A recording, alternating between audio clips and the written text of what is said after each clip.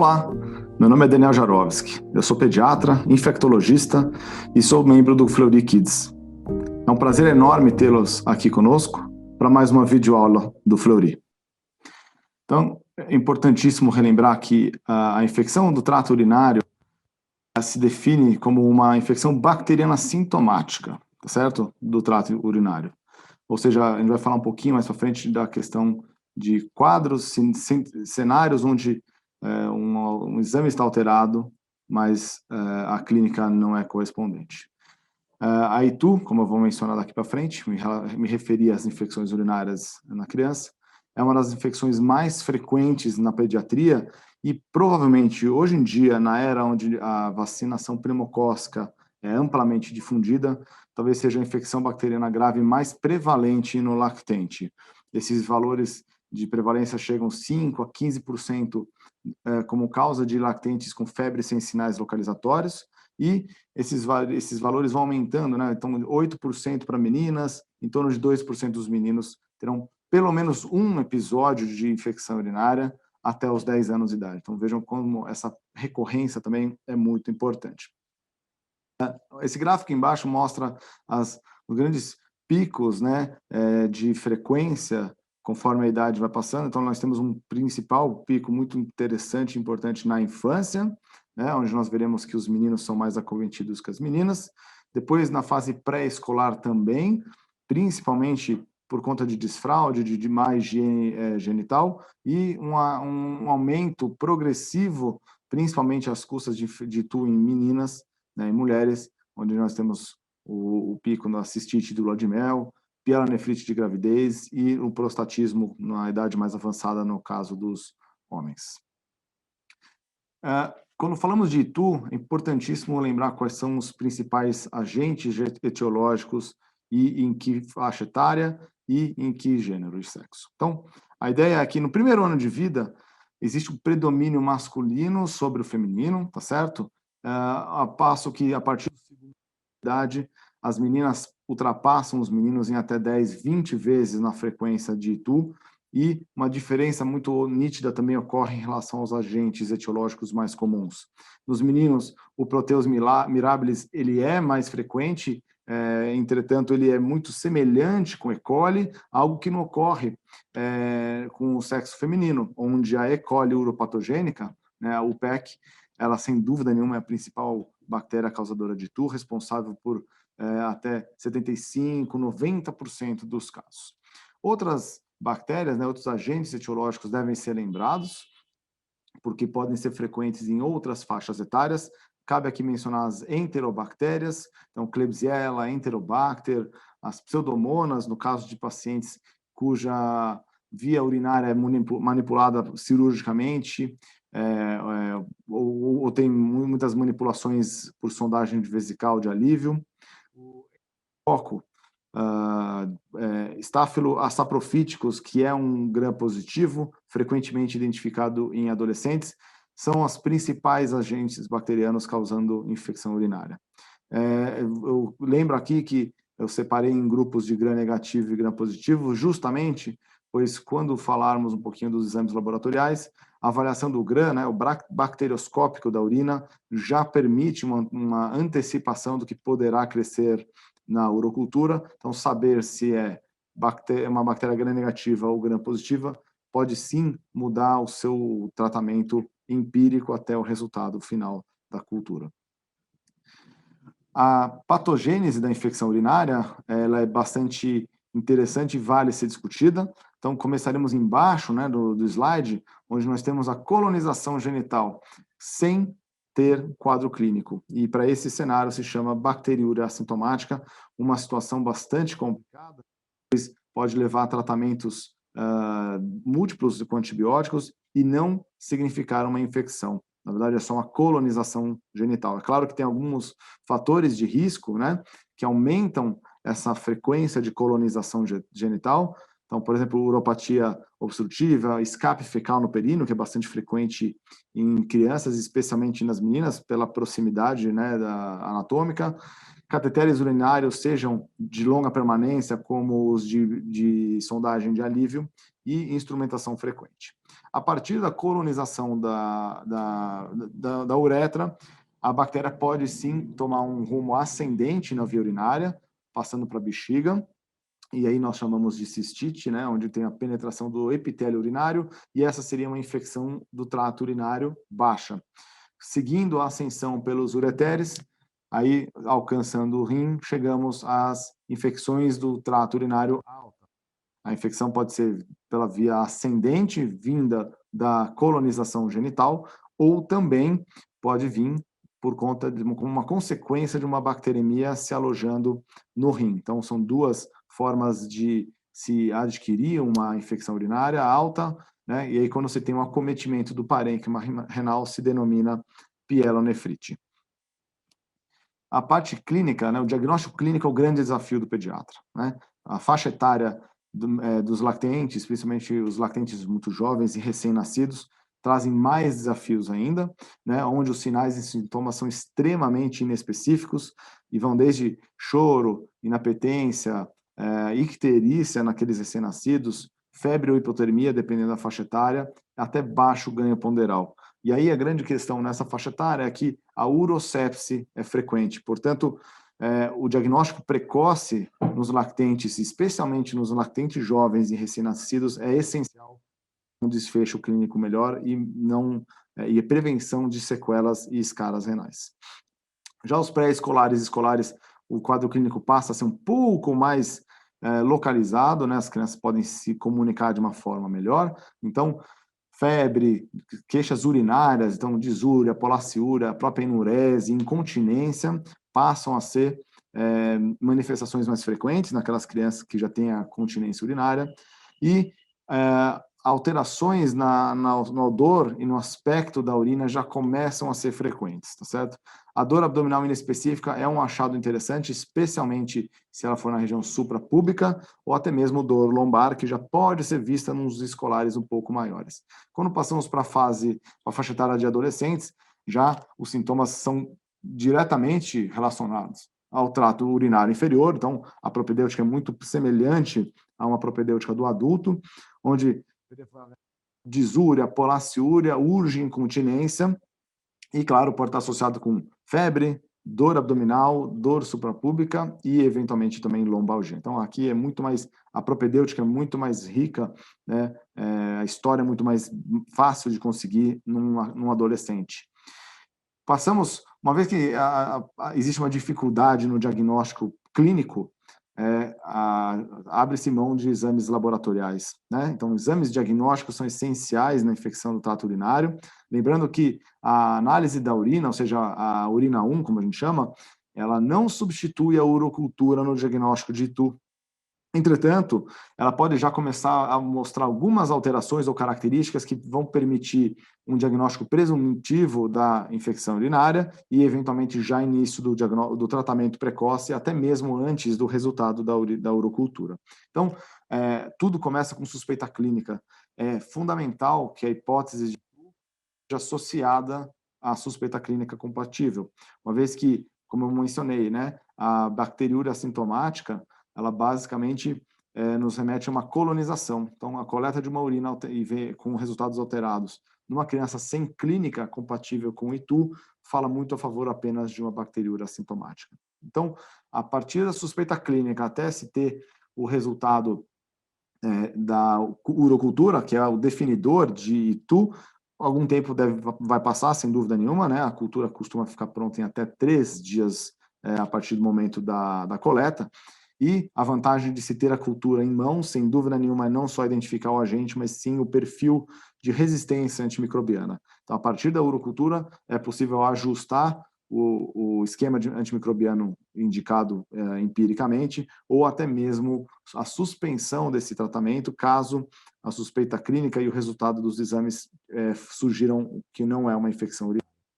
Como eu mencionei, tempo em infecção urinária, especialmente em crianças, é muito, muito relevante. Então, quanto antes tivermos os resultados, sejam eles da análise inicial da urina, quanto da urocultura, menos a gente se atrasa o tratamento e reduz-se, então, o risco de bacteremia, como eu mencionei, especialmente nos lactentes, jovens e recém-nascidos, cicatriz renal, hipertensão arterial consecutiva e insuficiência renal nos casos mais dramáticos. Então, para isso, o que nós temos de arsenal para nos ajudar enquanto a urocultura não está pronta? Primeiro, nós temos a urina 1, né, também chamado de EAS, ou sumário de urina, são todos sinônimos. A ideia é que se faça uma análise bioquímica e do sedimento urinário. As fitas reagentes, também chamadas em inglês de dipsticks, né, a ideia é que se analise, são tirinhas reativas que se colocam embebidas na urina, onde a reação ocorre em poucos segundos ou minutos, e a ideia é que se analisa o nitrito e esterase leucocitária, que são características interessantes que veremos em seguida. E a bacterioscopia de urina é um exame muito interessante, deve ser lembrado sempre que possível, né? Além da urina 1, solicitar também a bacterioscopia, porque a ideia seria ver um exame microscópico direto. Você coloca a urina com um corante e já consegue identificar bactérias gram-positivas e gram-negativas. Como eu mencionei anteriormente, ao se separar gram-negativo de gram-positivo, já é possível direcionar um tratamento mais adequado como um tratamento empírico mais direcionado à bactéria mais específica. Lembrando que a bacterioscopia, então, como eu já falei, ela pode sim mudar a conduta.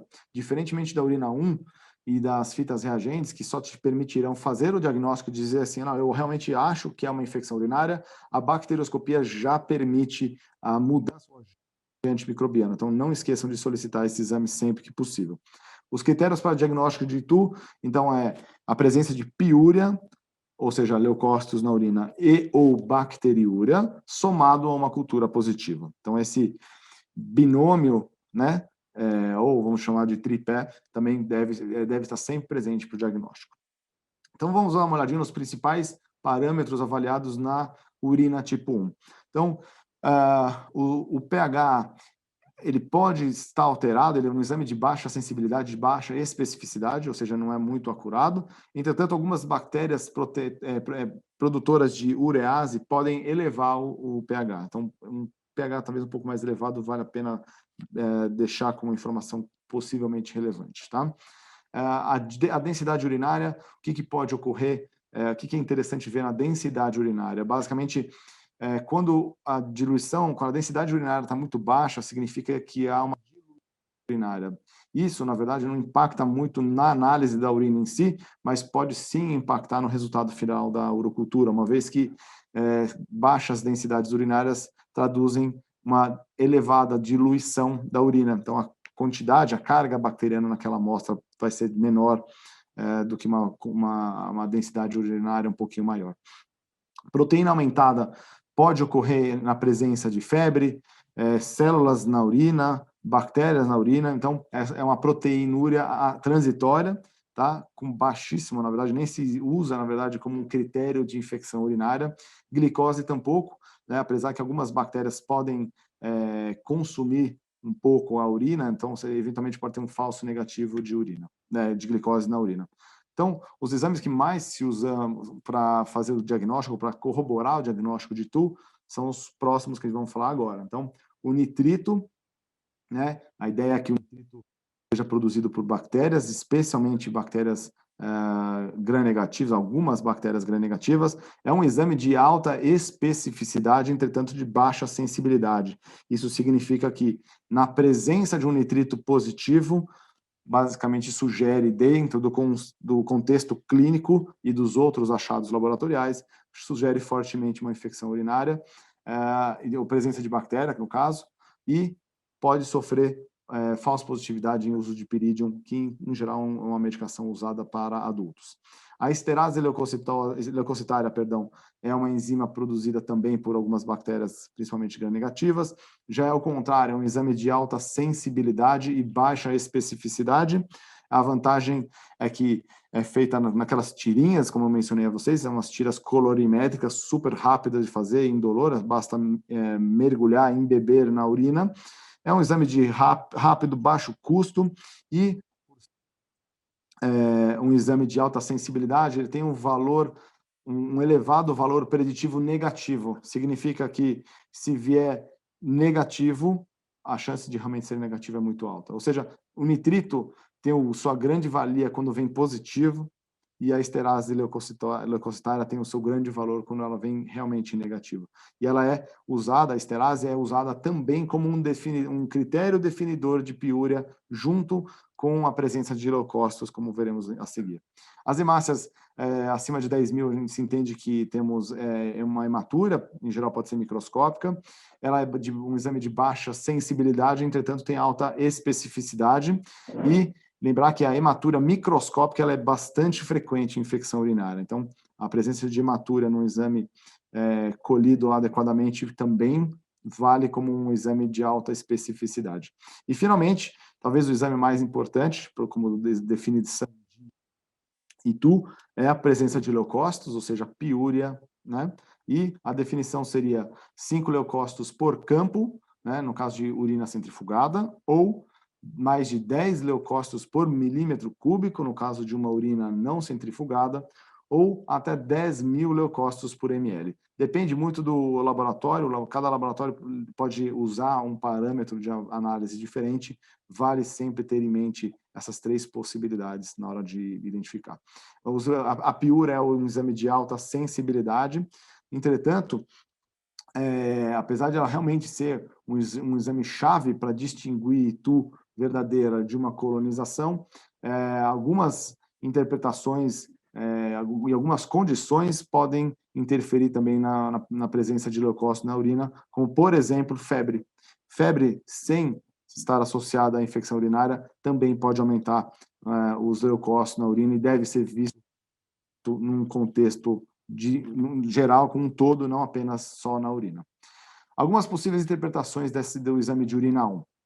Então, primeiro nós temos os critérios diagnósticos, tá certo? Então, lembrar que piúria, né, e aí entra a esterase leucocitária como opção, e ou bacteriúria, associado a uma urocultura, são diagnósticos de ITU. Entretanto, em 5% mais ou menos dos casos, ocorre uma urocultura positiva sem alteração na urina, sem leucocitúria ou bacteriúria. Essa situação basicamente se traduz como uma colonização bacteriana sem infecção, basicamente uma bacteriúria assintomática. E, via de regra, na população pediátrica, não é indicado o tratamento. Em menos frequência ainda, então até 3% das crianças, ocorre o contrário. Você tem uma alteração da urina, ou seja, uma leucocitúria ou uma bacteriúria, entretanto, a cultura final ocorre como um resultado negativo.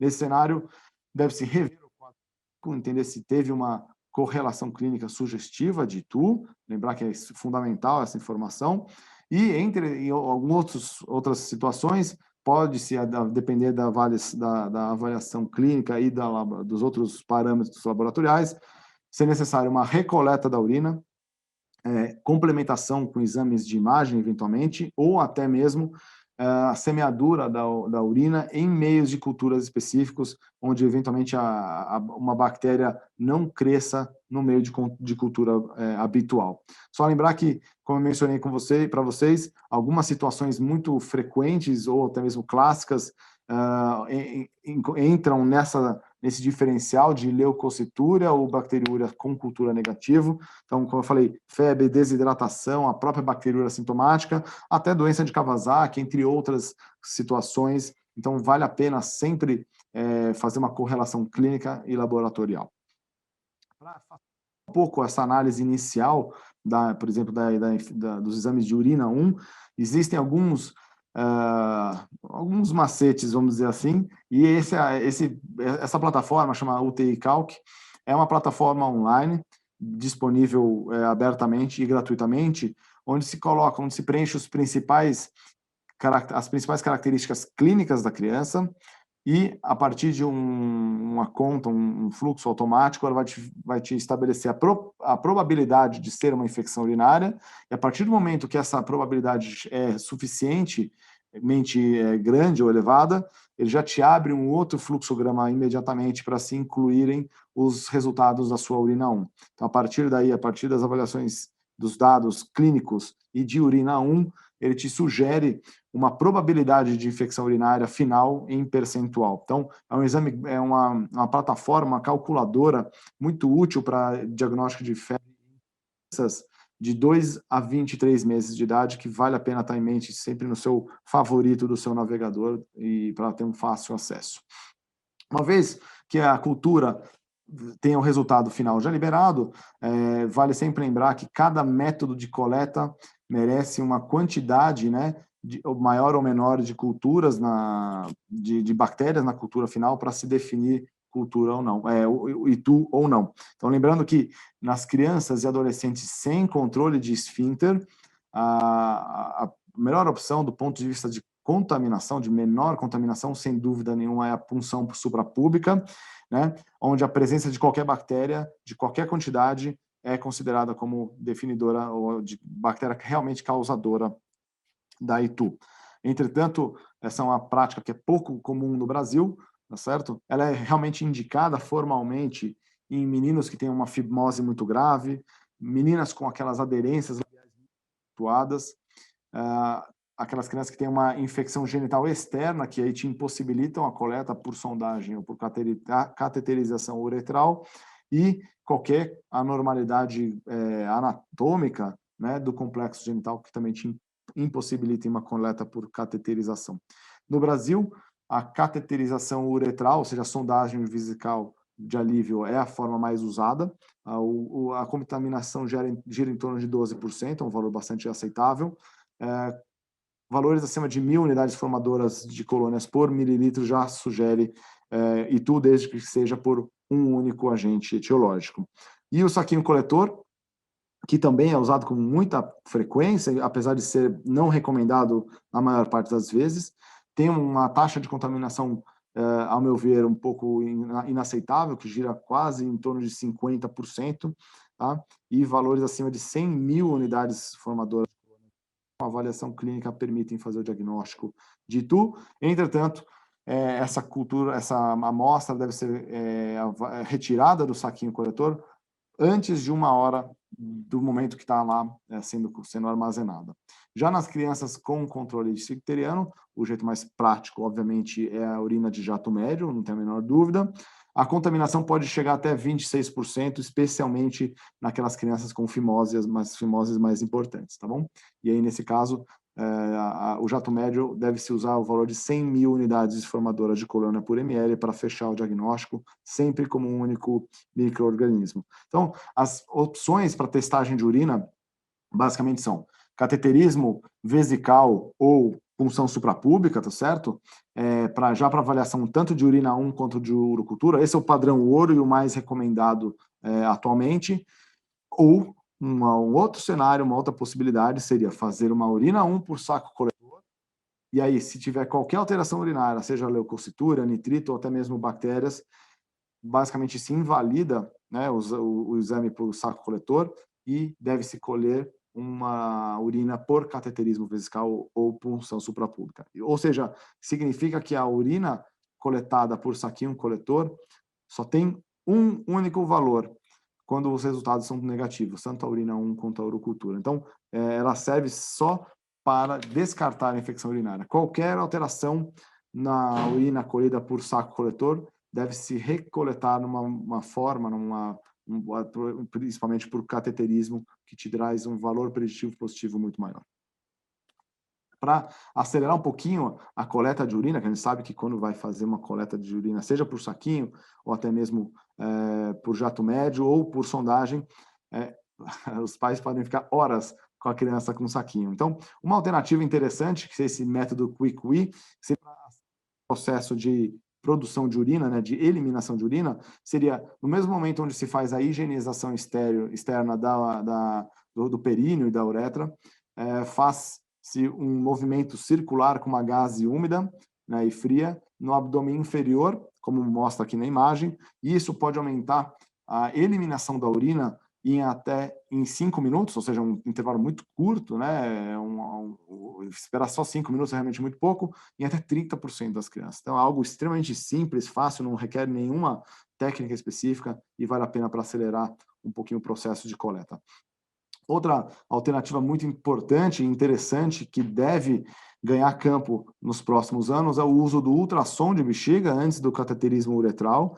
É um método bastante interessante, especialmente naqueles lactentes muito jovens, onde ou você tem uma fimose muito importante, ou se tem dificuldade de coleta pelo diâmetro da uretra. Então, realmente está sujeito a eventuais traumas nas recoletas subsequentes. Ou seja, para crianças muito pequenas, lactentes muito pequenos, vale a pena sempre que possível e que disponível tentar fazer um ultrassom point of care mesmo, para ver se tem urina, estimar mais ou menos o volume e aí fazer uma coleta mais assertiva no momento mais adequado. Algumas informações importantes relacionadas à coleta, armazenamento e interpretação que valem ser mencionadas. Lembrar que a urina ela deve ser mantida em temperatura ambiente por o menor tempo possível. Amostras mantidas por mais de 4 horas em temperatura ambiente já são suficientes, né, para ter um crescimento excessivo de micro-organismos, inclusive aqueles contaminantes, e aí, obviamente, que vai acabar confundindo muito. Lembrar que toda urina cuja cultura final tem crescimento de mais de uma bactéria sugere contaminação. Então, a ideia é que a urina seja colhida e processada o mais rápido possível para ter um resultado mais fidedigno. Lembrar que, como eu mencionei, 2 bactérias já sugerem contaminação e devem ser sempre repensadas no seu contexto clínico e dos demais achados laboratoriais. E, como eu mencionei, o saco coletor só tem uma valia, que é o elevado valor preditivo negativo, tá? Então, eu brinco, né? Sempre que tiver uma coleta feita por o saco coletor, reze para vir tanto a urina quanto a urocultura normal, que é o que a gente tem que fazer de melhor nesse momento, tá bom? Outras causas de falsos negativos da coleta de urina seria a hidratação excessiva, como eu mencionei, pela diluição da urina e redução da carga bacteriana. Fluxo urinário aumentado, também você vai fazer uma lavagem, vai eliminar mecanicamente as bactérias, então vai diminuir a sua sensibilidade da sua cultura, e sem os antimicrobianos previamente à coleta, especialmente aqueles que têm eliminação urinária, vão interferir negativamente no resultado final da sua urocultura. E onde entra o Fleury Kids e os seus diferenciais nesse aspecto, né? Lembrando que como a avaliação dos exames de urina é essencial, uma rapidez e o tempo de cultura, ou seja, desde a coleta até o processamento da cultura, o Fleury Kids justamente tem esse diferencial, onde não só temos um pediatra para acompanhar os casos de exames urgentes, quando solicitados, os pediatras são presentes nas unidades Fleury Kids para discussão de casos clínicos, conversa com os pediatras, e lembrar que a unidade em si ela é diferenciada e especializada para a pediatria. Então, tem coleta infantil exclusiva, equipamentos exclusivos, para coletar os exames tanto de urina quanto de sangue e pediatria, e, mais importante de tudo, né, a amostra ela é semeada na própria unidade do Fleury Kids, ou seja, ela diminui, e com isso se diminui muito o tempo de coleta, transporte e semeadura. Então, com isso se reduz muito o crescimento de bactérias contaminantes e, além disso, os exames urgentes, que têm liberação em até 4 horas, são acompanhados pelos nossos colegas médicos da equipe do Fleury Kids e os resultados de cultura serão informados, né, conforme os parciais forem sendo liberados na suspeita clínica de infecção urinária. Queria agradecer muito a atenção de vocês. Para maiores informações, e além das informações que eu já passei para vocês, acessem o nosso documento no site do Fleury sobre abordagem diagnóstica, inclusive de imagem da infecção urinária do trato na criança. E eu deixo meu e-mail, fico à disposição para qualquer outra dúvida que vocês tiverem. Muitíssimo obrigado e até a próxima.